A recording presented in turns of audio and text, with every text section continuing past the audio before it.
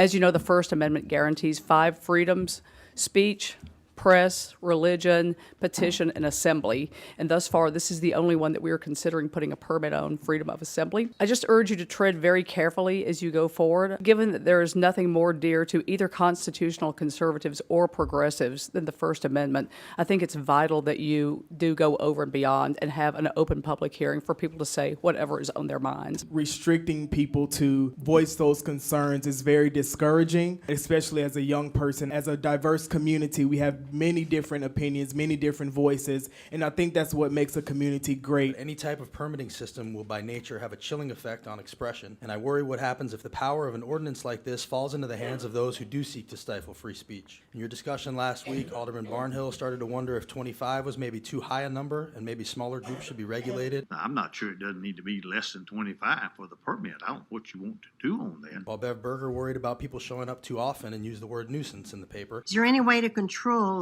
the misuse 5 days a week for 3 months in a row? You could put conditions on the permit. What is not a nuisance to one may be a nuisance to the next. And I asked you that what if Martin Luther King Jr. and the Freedom Riders had to ask those in power for a permit before going to Selma? I don't think we want people getting arrested for gathering peacefully. And even if the intended target are people like white supremacists who plague Tennessee, the truth is they should be able to assemble and express themselves also. Free speech is the most American of all rights, as is free protest. And I asked this board to think long and hard about the long-term ramifications before casting any vote that could potentially restrict it, either intentionally or unintentionally. Franklin's diversity of thought, culture, and expression is a virtue, and we should be nurturing it, not stifling it. Thank you.